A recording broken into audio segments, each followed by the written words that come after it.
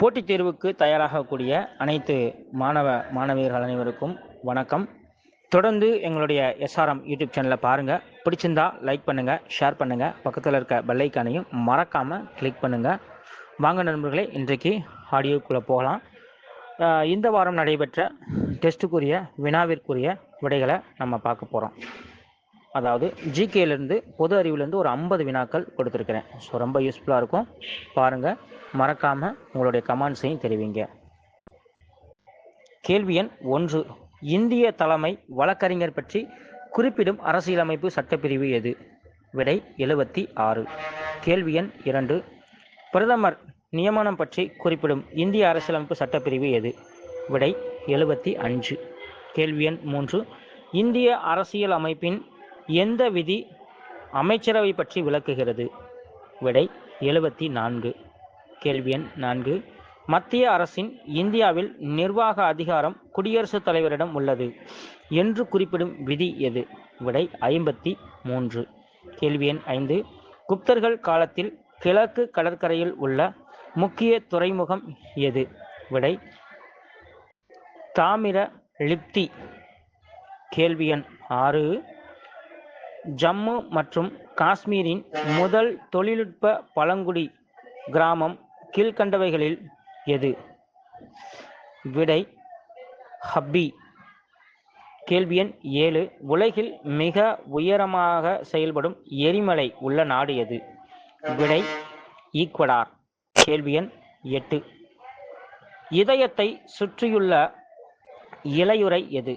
விடை பெரிகார்டியம். கேள்வி எண் 9, வெக்காமை என்ற அதிகார தலைப்பின் பொருள் என்ன? விடை பிறர் பொருள் மேல் ஆசை கொள்ளாமை. கேள்வி எண் 10, 2011 மக்கள் தொகை கணக்கெடுப்பின்படி தமிழ்நாட்டில் உள்ள மக்கள் தொகையின் அடர்த்தி என்ன? விடை 555 சதுர கிலோமீட்டர். கேள்வி எண் 11, சங்ககால மக்களின் மனமுறைகளை பற்றி குறிப்பிடும் நூல் எது? விடை அகநானூறு. கேள்வி எண் 12, விஜயநகர பேரரசின் விஜயம் செய்த நிக்கோலோ கோண்டி என்பவர் ஒரு? விடை இத்தாலிய பயணி. கேள்வி எண் 13, 1896ஆம் ஆண்டு இந்திய தேசிய காங்கிரஸ் மாநாட்டிற்கு தலைமை தாங்கியவர் யார்? விடை ரஹமத்துல்லா சயானி. கேள்வி எண் 14, ரயத்துவாரி முறையை அறிமுகம் செய்தவர் யார்? விடை சர் தாமஸ் மன்றோ. கேள்வி எண் 15, தமிழ்நாட்டில் மிக நீளமான தேசிய நெடுஞ்சாலை எங்கிருந்து எங்கு வரை அமைந்துள்ளது? விடை ஒசூர் டு கன்னியாகுமரி. கேள்வி எண் 16, சுங்கம் தவிர்த்த சோழன் என்று அழைக்கப்பட்டவர் யார்? விடை குலோத்துங்க சோழன். கேள்வி எண் 17, இந்தியாவில் முதல் அணுமின் நிலையம் அமைந்துள்ள இடம் எது? விடை தாராப்பூர். கேள்வி எண் 18,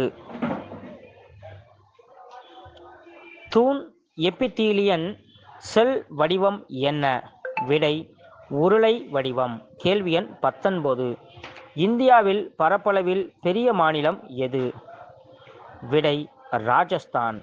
கேள்வி எண் 20, சர்வதேச விண்வெளி ஆண்டு எப்போது கடைபிடிக்கப்படுகிறது? விடை 2009. கேள்வி எண் 21, இந்தியாவில் கடைசி கவர்னர் ஜெனரலாக இருப்பவர் யார்? விடை ராஜாஜி. கேள்வி எண் 22, how India right for freedom என்ற தலைப்பில் புத்தகங்களை பதிப்பித்து வெளியிட்டவர் யார்? விடை அன்னி பெசன்ட் அம்மையார். கேள்வி எண் 23, காமன்வெல்த் லீக் என்ற தன்னாட்சி அமைப்பை இந்தியாவின் லீக் என்று பெயர் மாற்றம் செய்தவர் யார்? விடை கிருஷ்ணமேனன். கேள்வி எண் 24, முகமது அலி ஜின்னாவை இந்து முஸ்லிம்களின் ஒற்றுமை தூதர் என்று அழைத்தவர் யார்? விடை சரோஜினி நாயுடு. கேள்வி எண் 25, சர்வதேச இளைஞர்கள் தினம் எந்த நாள் அனுசரிக்கப்படுகிறது? விடை ஆகஸ்ட் 12. இந்தியாவில் கேள்வி எண் 26, இந்தியாவில் முதல் பெண்கள் பல்கலைக்கழகம் புனேயில் தோற்றுவிக்கப்பட்ட ஆண்டு. விடை 1916. கேள்வி எண் 27. இந்திய அரசியல் அமைப்பு எழுதப்பட்ட போது இருந்த அட்டவணைகள் எண்ணிக்கை. விடை 8. கேள்வி எண் 28. அடிப்படை கடமைகள் எந்த நாட்டிடமிருந்து எடுக்கப்பட்டது? விடை ரஷ்யா. கேள்வி எண் 29. லோக்சபா தேர்தலில் போட்டியிட தேவையான வயது என்ன? விடை 25. கேள்வி எண் 30. தமிழகத்தின் முதல் பெண் ஆளுநர் யார்? விடை பாத்திமா பிவி. கேள்வி எண் 31. குடிமைப்பணி தேர்வர்களுக்கான ஊக்கத்தொகை என்ற திட்டம் எந்த ஆண்டு முதல் கொண்டு வரப்பட்டது? விடை 2023. கேள்வி எண் 32. முதல்வரின் காலை உணவு திட்டம் பற்றி கூற்றுகளில் சரியான கூற்றினை மட்டும் தெரிவு செய்க.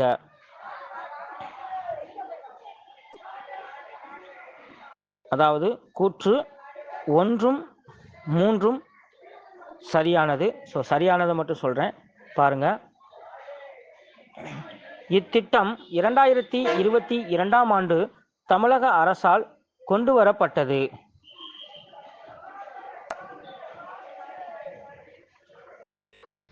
அது சரி. அடுத்தது பாருங்க, 3வது கூற்றும் சரிதான். இது சொல்றேன். இத்திட்டத்தின் நோக்கம் மாணவர்களின் ஊட்டச்சத்து மற்றும் வருகையை மேம்படுத்துதல். கேள்வி எண் 33. உங்கள் தொகுதியில் உங்கள் முதல்வர் என்ற திட்டம் எந்த ஆண்டு கொண்டு வரப்பட்டது? விடை 2021. கேள்வி எண் 34. எண்ணும் எழுத்தும் என்ற திட்டம் கீழ்கண்ட கூற்றுகளில் சரியானதை தெரிவு செய்க. விடை பார்த்தீங்கன்னா 1 மற்றும் 3 சரி. அதாவது இத்திட்டமானது 2022ஆம் ஆண்டில் கொண்டு வரப்பட்டது. அடுத்தது பார்த்தீங்கன்னா, இத்திட்டத்தின் நோக்கம் 2025ஆம் ஆண்டுக்குள் அனைவரும் வாசிக்க எழுத கணக்கு போட கூடியவர்களாக மாறுதல் வேண்டும். கேள்வி எண் 35. ராமலிங்க அடிகளார் சமரச சுத்த சன்மார்க்க சங்கத்தை நிறுவிய ஆண்டு. விடை 1865. கேள்வி எண் 36.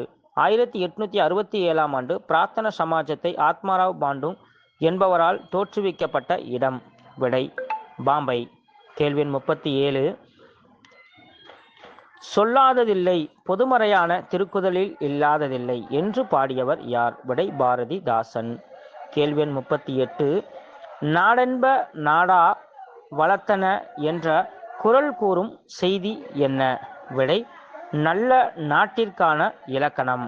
கேள்வி எண் 39. அறிவுடையார் நட்பு எதை போன்றது? விடை வளர்ப்பிறையை போன்றது. கேள்வி எண் 40. குட்டி காவலர் திட்டம் என்ற திட்டத்தின் மூலம் கீழ்கண்ட கூற்றுகளில் சரியான கூற்றினை மட்டும் தெரிவு செய்க. விடை பார்த்தீங்கன்னா 2, 3, 4 சரி. அதாவது 3 முதல் 8ஆம் வகுப்பு வரை பயிலும் மாணவர்களுக்கான சாலை பாதுகாப்பு குறித்து மாணவர் பயிற்சி கையேடு வழங்குதல்.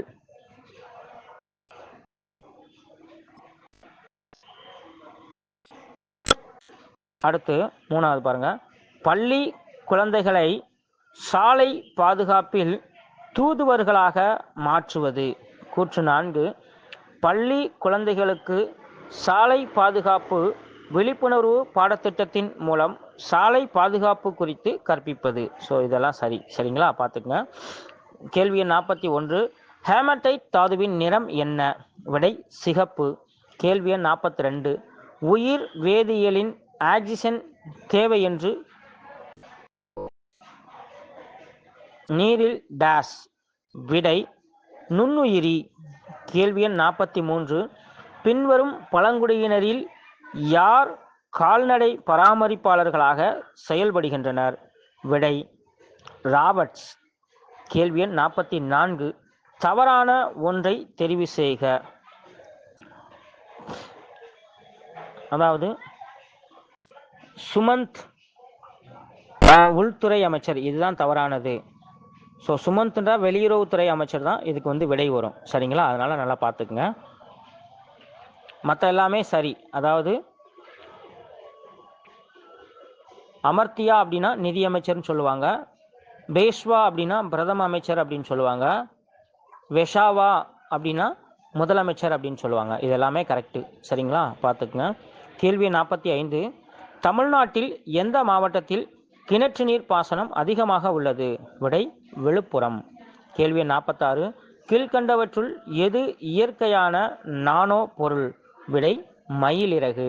கேள்வி 47. வளரும் நாடுகளில் ஆக்கிரமிக்கப்பட்ட உலகில் மொத்த காடுகளின் விகிதம் என்ன? விடை 54.7%. 48. கேள்வி எண் சுண்ணாம்பு நீரை பால் போல் மாற்றும் வாயு எது? விடை கார்பன் டை ஆக்சைடு. கேள்வி எண் 49. பிரின்சிபியா மேத்தமெட்டிக்கா என்ற நூலை இயற்றியவர் யார்? விடை ஐசக் நியூட்டன். கேள்வி எண் 50. ரூபாய் பற்றிய பிரச்சனைகள் என்ற நூலை இயற்றியவர் யார்? விடை அம்பேத்கர். நன்றி நண்பர்களே. தொடர்ந்து நம்முடைய யூடியூப் சேனலை பாருங்கள். பார்ப்பதோடு மட்டுமல்லாமல் இதை உங்களுடைய மனசில் இந்த வினாக்களை பதிய வச்சு தேர்வில் வரும்போது மறக்காமல் நீங்கள் அப்ளை பண்ணி பாரும்போது இது உங்களுக்கு ரொம்ப ரொம்ப யூஸ்ஃபுல்லாக இருக்கும். ஆகையினால் என்றைக்குமே உங்களுடைய முயற்சியையும் உங்களுடைய பயிற்சியையும் கைவிடாமல் இருந்தால் நீங்கள் வருகின்ற அரசு தேர்வில் போட்டியிட்டு வெற்றி பெறுவதற்கு எங்களுடைய SRM யூடியூப் சேனல் உங்களுக்கு ஒரு அரிய வாய்ப்பையும் வழியையும் வகுத்து தரும் என்பதை கூறிக்கொண்டு விடைபெறுகிறேன். நன்றி.